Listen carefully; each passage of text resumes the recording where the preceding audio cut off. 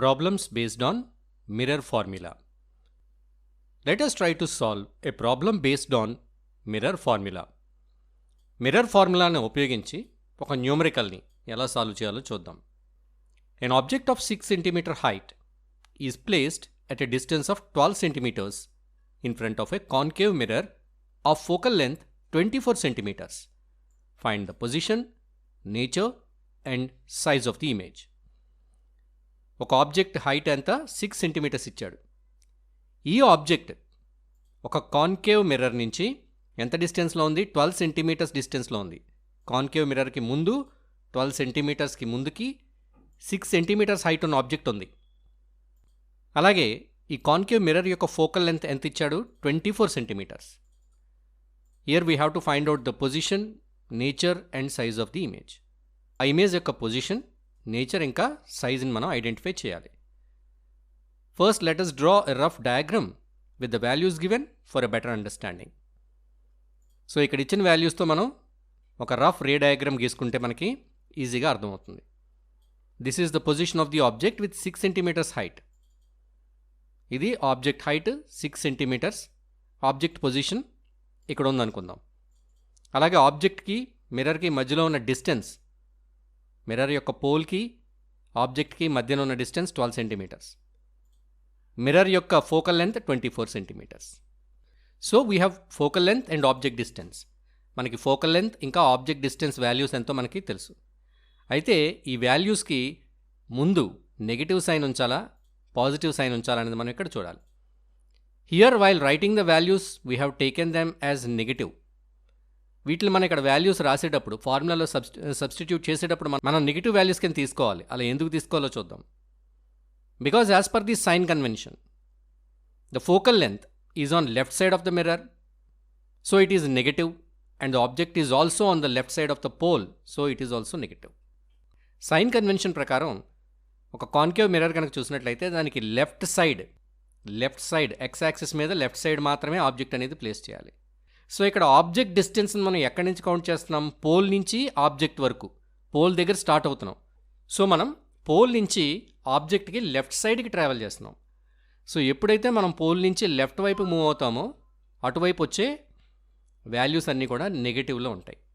So focal length అనేది -24 centimetres తీసుకోవాలి. మనకి ఇక్కడ ప్రాబ్లంలో +24 సెంటీమీటర్స్ అని ఇచ్చినా అది లెఫ్ట్ సైడ్ ఉంది కాబట్టి లెఫ్ట్ సైడ్కి మెజర్ చేస్తున్నాం కాబట్టి -24 తీసుకోవాలి. Now we need to find V, that is the image distance, and M, that is the magnification. So ఇప్పుడు మనం V కనిపెట్టాలి, అలాగే M కూడా కనిపెట్టాలి. Now let us right the mirror formula రాద్దాం. 1/f is equal to 1/v plus 1/u. So ఇక్కడ 1/f ఎంత అయింది? -24. 1/-24 is equal to 1/v, v ఎంతో మనకి ఇంకా తెలీదు, ప్లస్ 1/u ఎంత? -12, కాబట్టి 1/-12. So we can take this 1/-12 to the other side. మనం ఈ 1/-12ని అటువైపు తీసుకెళ్తే 1/12 - 1/24 ఈజ్ ఈక్వల్ టు 1/v అవుతుంది. So we have taken 24 as common. 2 - 1/24 is equal to 1/v. So 1/v is equal to 2 - 1, 1. 1/24. So 1/v is equal to 1/24. Then v is equal to 24 centimeters. So v అంటే ఏంటి? Image distance. Mirror నుంచి ఇమేజ్కి ఎంత distance ఉందనేది v. u అంటే object distance, v అంటే image distance. It is 24 centimetres. So we found the value of v. Image distance అనేది మనం తెలుసుకున్నాం ఇప్పుడు. Now let us find the magnification of the image. Image యొక్క మ్యాగ్నిఫికేషన్ మనం తెలుసుకోవాలి. Now let us see the magnification formula. M is equal to h dash by h. h dash అంటే height of the image by h అంటే height of the object. But మనకి ఇక్కడ image size తెలీదు. అయితే magnification find out చేయడానికి ఇంకొక formula కూడా ఉందని మనం తెలుసుకున్నాం. సో స్పెరికల్ మిర్రర్ యొక్క మ్యాగ్నిఫికేషన్ ఫైండ్ అవుట్ చేయడానికి ఉన్న ఇంకొక formula -v/u. We can use this formula. ఎందుకంటే v తెలుసు మనకి, u తెలుసు. v 24 సెంటీమీటర్స్, u వచ్చి 12 centimetres. So -v/u, -24/-12. So that is 2. So m is equal to 2. Magnification is 2. That means the image is 2 times bigger than the object. So magnification 2 అంటే object కంటే image 2 times పెద్దది అని మనకు తెలుస్తుంది. So ఇక్కడ మనం magnification కనుక్కున్నాం, but image height అనేది ఇంకా మనం ఫైండ్ అవుట్ చేయలేదు. So image height find out చేయడానికి ఫస్ట్ మ్యాగ్నిఫికేషన్ ఫైండ్ అవుట్ చేసాం. Now let us find the image size. దీనికి ఈ ఫార్ములా యూస్ చేద్దాం, m is equal to h'/h. ఇప్పుడు మనకి మ్యాగ్నిఫికేషన్ తెలుసు, హైట్ ఆఫ్ ది ఆబ్జెక్ట్ తెలుసు, హైట్ ఆఫ్ ది ఇమేజ్ తెలీదు. We will substitute the values in this formula. h' height of the image, దీన్ని మనం ఫైండ్ అవుట్ చేయాలి. h is 6, right? So let us substitute the values. Magnification 2, so 2 is equal to h'/6. Then h' is equal to 6 into 2, that is 12. So height of the image is 12 centimetres. Image యొక్క height 12 centimetres. So magnification find out చేసాం, image హైట్ని కూడా మనం find out చేసాం. And now the nature and position of the ఇమేజ్ని మనం తెలుసుకోవాలి. We know that if the position of an object is between P and F, మనం different కేసెస్లో ఆబ్జెక్ట్ ఎక్కడుంటే ఇమేజ్ ఎక్కడ ఫామ్ అవుతుంది, ఎలా ఫామ్ అవుతుందని డిఫరెంట్ 6 కేసెస్ మనం చూసాం. As per that, if the object is between P and F, Pకి Fకి ఫోకల్ పాయింట్కి పోల్కి మధ్యలో కనుక ఆబ్జెక్ట్ ఉంటే ఆ ఇమేజ్ అనేది వర్చువల్గా ఉంటుంది, ఇంకా అప్రైట్గా ఉంటుంది. ఎంత డిస్టెన్స్లో ఉంది? ఇమేజ్ డిస్టెన్స్ ఎంత వచ్చింది? 24 centimetres. Image distance 24 centimetres. So x axis మీద మిర్రర్ నుంచి 24 సెంటీమీటర్స్ ఉంది. 24 సెంటీమీటర్స్ వాల్యూ పాజిటివ్ వచ్చింది మనకు ఆన్సర్. సో పాజిటివ్ వచ్చింది కాబట్టి ఎక్స్ యాక్సిస్ మీద మనం మిర్రర్కి బ్యాక్ సైడ్కి వెళ్తాం, రైట్ సైడ్కి వెళ్తాం. మిర్రర్కి రైట్ సైడ్ 24 సెంటీమీటర్స్ మెజర్ చేసి అక్కడ ఆబ్జెక్ట్ని గీస్తాము. ఆ ఆబ్జెక్ట్ అప్రైట్గా ఉండాలి, అలాగే అది వర్చువల్, ఎందుకంటే మిర్రర్కి బ్యాక్ సైడ్ ఫామ్ అయింది కాబట్టి అది virtual image. Now let us see refraction of light. Refraction is the change in the direction of light passing obliquely from one medium to another medium. Refraction of light అంటే light ఒక medium నుంచి ఇంకొక మీడియంలోకి ఆబ్లిక్గా pass అయినప్పుడు దాని direction అనేది change అవుతుంది. దీన్ని మనం రిఫ్రాక్షన్ ఆఫ్ లైట్ అంటాం. Refraction occurs due to the change in the speed of light as it enters from one transparent medium to another. అసలు డైరెక్షన్ ఎందుకు చేంజ్ అవుతుంది? ఎందుకంటే లైట్ యొక్క స్పీడ్ అనేది చేంజ్ అవుతుంది. లైట్ యొక్క స్పీడ్ వ్యాక్యూమ్లో ఒకలా ఉంటుంది, వాటర్లో ఒకలా ఉంటుంది, ఎయిర్లో ఒకలా ఉంటుంది, గ్లాస్లో ఒకలా ఉంటుంది. మెటీరియల్ని బట్టి లైట్ యొక్క స్పీడ్ అనేది మారిపోతుంటుంది. ఇలా మారడం వల్ల డైరెక్షన్ అనేది చేంజ్ అవుతుంది. The speed of light is more in air, whereas the speed of light in water is less compare to air. Speed of light ఎయిర్లో ఎక్కువగా ఉంటుంది వాటర్తో కంపేర్ చేసినప్పుడు, వాటర్లో స్పీడ్ ఆఫ్ లైట్ అనేది తక్కువ. So the light ray when it enters from air to water it bends towards the normal. ఎప్పుడైతే ఒక లైట్ రే ఎయిర్ నుంచి వాటర్లోకి ఎంటర్ అవుతుందో అది నార్మల్ వైపుకి బెండ్ అవుతుంది. ఇలా రిఫ్రాక్ట్ అయ్యి రే నార్మల్కి క్లోజ్గా ఉంటుంది ఇన్సిడెంట్ రేట్తో కంపేర్ చేస్తే. When we compare the incident ray and refracted ray, the refracted ray is closer to the normal when compare to the incident ray. In our day-to-day life, we see different phenomena like pencil appears displaced when it partly immersed in a glass of water. మనం glass of వాటర్లో pencil కానీ straw కానీ పెట్టామనుకోండి, అది విరిగిపోయినట్టు లేదా వంగిపోయినట్టుగా మనకు కనిపిస్తుంది. అలాగే in the same way when a lemon is kept in water in a glass tumbler appears to be bigger than its actual size. ఒక గ్లాస్ ఆఫ్ వాటర్లో నిమ్మకాయ వేసామనుకోండి గాజు గ్లాస్లో, ఆ గ్లాస్ని మనం ఫ్రంట్ నుంచి మనం చూసినప్పుడు నిమ్మకాయ పెద్దదిగా కనిపిస్తుంది. అలాగే మనం ఒక ప్రింటెడ్ లెటర్స్ మీద ఒక పెద్ద గ్లాస్ స్లాబ్ని పెట్టామనుకోండి, అది పెట్టినప్పుడు కింద ఉన్న అక్షరాలు పైకి పెద్దవిగా కనబడతాయి, ఆ గ్లాస్ స్లాబ్కి పైకి వచ్చినట్టుగా కనబడతాయి. ఇవన్నీ కూడా లైట్ యొక్క రిఫ్రాక్షన్ వల్ల ఈ ఫెనామినన్ అంతా కూడా జరుగుతుంది. రిపీట్, ఇవన్నీ కూడా జరుగుతాయి. ఇవన్నీ కూడా లైట్ యొక్క రిఫ్రాక్షన్ వల్ల జరుగుతాయి. These observations tell us that light does not travel in the same direction in all media. ఈ అబ్జర్వేషన్స్తో మనకి ఏం తెలుస్తుంది? లైట్ అన్ని మీడియంస్లోనూ ఒకే డైరెక్షన్లో వెళ్ళదు, ఒకే స్పీడ్తో వెళ్ళదు అని మనకి తెలుస్తుంది. Now refraction through a rectangular glass slab. ఒక రెక్టాంగులర్ గ్లాస్ స్లాబ్లో లైట్ యొక్క రిఫ్రాక్షన్ ఎలా ఉందో ఇప్పుడు చూద్దాం. Let us take a glass slab and pass a light ray obliquely from one of its side. the light ray bends towards the normal. When it emerges out from the glass slab, it bends again and moves away from the normal. ఒక glass స్లాబ్ని తీసుకొని ఒక light రేని ఆబ్లిక్గా pass చేసాం. స్ట్రైట్గా pass చేయకూడదు. మనం ఏం observe చేయలేం స్ట్రైట్గా చేస్తే. ఆబ్లిక్గా పాస్ చేసినప్పుడు ఈ గ్లాస్ స్లాబ్కి ఒక సైడ్ నుంచి పాస్ చేసాం. ఈ లైట్ రే గ్లాస్ స్లాబ్లోకి ఎంటర్ అయిన తర్వాత it bends towards the normal వైపుకి బెండ్ అవుతుంది. మళ్ళీ ఎప్పుడైతే అది గ్లాస్ స్లాబ్ నుంచి బయటకు వస్తుందో ఆ light ray, then it moves away from the normal. మళ్ళీ నార్మల్ నుంచి దూరంగా బెండ్ అవుతుంది. గ్లాస్లోకి ఎంటర్ అయినప్పుడు నార్మల్ వైపుకి బెండ్ అయింది, towards the normal.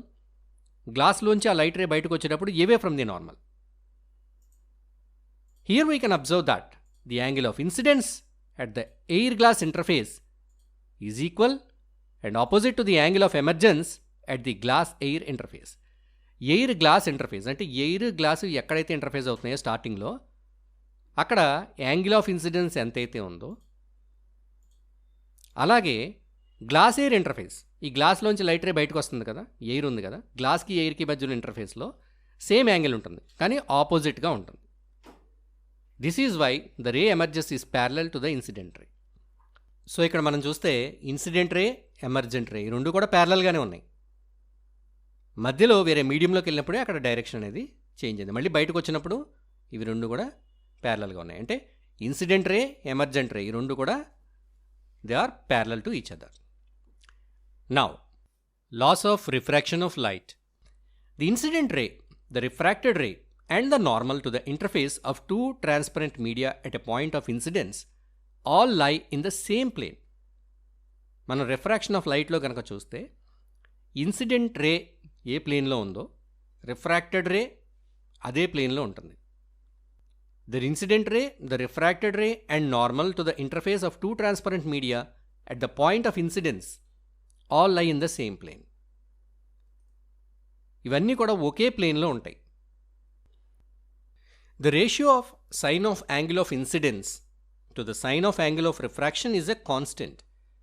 Sine of angle of incidence అనేది sine of angle of refraction ఈ వీటి రేషియో కాన్స్టెంట్గా ఉంటుంది ఎప్పుడు కూడా for a given pair of media. ఇవ్వబడిన జత మీడియాకి ఒక పెయిర్ ఆఫ్ మీడియం ఏవైతే ఉన్నాయో వాటికి ఇది కాన్స్టెంట్గా ఉంటుంది. ఇలానే మనం స్నెల్స్ లా ఆఫ్ రిఫ్రాక్షన్ అంటాం. If I is the angle of incidence and R is the angle of refraction, then sin I by sin R is constant. I అనేది మన యాంగిల్ ఆఫ్ ఇన్సిడెన్స్ అనుకుంటే, R అనేది angle of refraction అనుకుంటే sin I by sin R is equal to constant, ఎప్పుడు కాన్స్టెంట్గా ఉంటుంది. Now refractive index.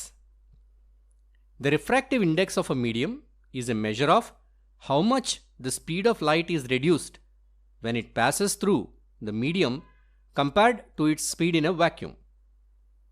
Refractive index అంటే speed of light వ్యాక్యూమ్లో ఎంత ఉంది, స్పీడ్ ఆఫ్ లైట్ గివెన్ మీడియంలో ఇచ్చిన మీడియంలో ఎంత ఉంది, ఆ కంపారిజన్.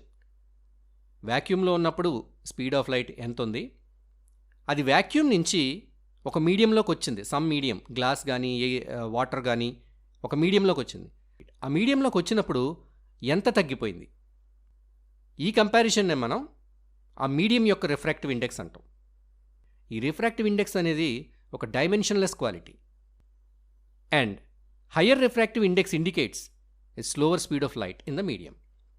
అంటే ఒక మీడియంకి చాలా ఎక్కువ రిఫ్రాక్టివ్ ఇండెక్స్ ఉంది అనుకోండి, ఆ మీడియంలో లైట్ చాలా స్లోగా వెళ్తుందని అర్థం. తక్కువ రిఫ్రాక్టివ్ ఇండెక్స్ ఉంటే లైట్ అందులో స్పీడ్గా వెళ్తుందని అర్థం. Now light travels faster in vacuum. Speed of light in vacuum is 3 into 10 to the power of 8 meters per second. In air, the speed of light is only marginally less compared to that in vacuum. So వ్యాక్యూమ్కి ఎయిర్కి compare చేస్తే speed of light కొద్దిగా తేడా ఉంటుంది, పెద్దగా తేడా ఉండదు. కానీ మనం ఒక గ్లాస్ ల్యాబ్లో కానీ వాటర్తో కానీ మనం కంపేర్ చేస్తాం speed of light in vacuum, speed of light in glass or water. ఇక్కడ ఎక్కువగా ఉంటుంది, ఎయిర్కి పెద్ద డిఫరెన్స్ ఉండదు. The value of the refractive index for a given pair of media depends upon the speed of light in the two media. ఒక given pair of రెండు medium ఇచ్చారు, glass water ఇచ్చారు. So వాటి యొక్క రిఫ్రాక్టివ్ ఇండెక్స్ మనం కనుక్కోమంటే it depends upon the speed of light in the 2 media. ఆ 2 మీడియాలోని speed of light అనేది ఎలా ఉందో దాని మీద ఆధారపడి ఉంటుంది. A ray of light traveling from medium 1 into medium 2. Let V1 be the speed of light in medium 1 and V2 be the speed of light in medium 2. ఒక light ray అనేది travel చేస్తుంది మీడియం 1 నుంచి medium 2లోకి వెళ్తుంది. 2 mediums ఉన్నాయి ఇక్కడ. Okay, different mediums ఉన్నాయి. ఒక లైట్ రే మీడియం 1 నుంచి మీడియం 2లోకి వెళ్తుంది. ఇక్కడ మీడియం 1లో లైట్ స్పీడ్ని V1 అనుకోమంటున్నాడు. మీడియం 2లో లైట్ స్పీడ్ని V2 అనుకుంటున్నాం. V1 అంటే speed of light in medium 1, V2 అంటే speed of light in medium 2. The refractive index of medium 2 with respect to the medium 1. Medium 1తో కంపేర్ చేసినప్పుడు మీడియం 2 యొక్క refractive index is given by the ratio of the speed of light in medium 1 and the speed of light in medium 2. This is usually represented by the symbol N21. This can be expressed in an equation in the form of N21 equal to speed of light in medium 1 by speed of light in medium 2. That is V1 by V2. The refractive index of medium 1 with respect to medium 2 is represented as N12. పైన మనం medium 2 యొక్క refractive index గురించి మనం అక్కడ formulate చేసాం. ఇప్పుడు medium 1 యొక్క refractive ఇండెక్స్ని మనం తెలుసుకోవాలి మీడియం 2తో కంపేర్ చేసినప్పుడు. Then it is given as N12 is equal to speed of light in medium 2 by speed of light in medium 1 is equal to V2 by V1. If medium 1 is vacuum or air, then the refractive index of medium 2 is considered with respect to vacuum. ఇప్పుడు ఉన్న 2 మీడియంలో ఒక medium vacuum కానీ air కానీ అయిందనుకోండి, అప్పుడు second medium యొక్క refractive ఇండెక్స్ని మనం కన్సిడర్ చేసేటప్పుడు దేన్ని తీసుకోవాలి? మనం కన్సిడరేషన్లోకి మీడియం 1 కింద వాక్యూమ్ తీసుకోవాలి. ఇలా తీసుకుంటే it is called absolute refractive index of the medium. It is simply represented as N2. దీన్ని సింపుల్గా N2 కింద రిప్రజెంట్ చేస్తాం. If C is the speed of light in air and V is the speed of light in medium, then the refractive index of the medium Nm is given by. So ఎయిర్లో speed of light వచ్చి C అనుకుందాం, and V is the speed of light in the medium. మీడియంలో speed of light V, then the refractive index of the medium. అప్పుడు ఆ medium యొక్క refractive index ఏమవుతుంది? Nm. దానికి ఎలా రాస్తాం? Nm equal to speed of light in air by speed of light in medium, that is C by V. దాన్ని C by V కింద మనం రాస్తాం. ఈ వీడియో మీకు నచ్చినట్టయితే లైక్ చేయండి. మీ సలహాలు సందేహాలు కామెంట్ బాక్స్లో పోస్ట్ చేయండి. అలాగే ఈ వీడియోని మీ మిత్రులకు తప్పక షేర్ చేయండి.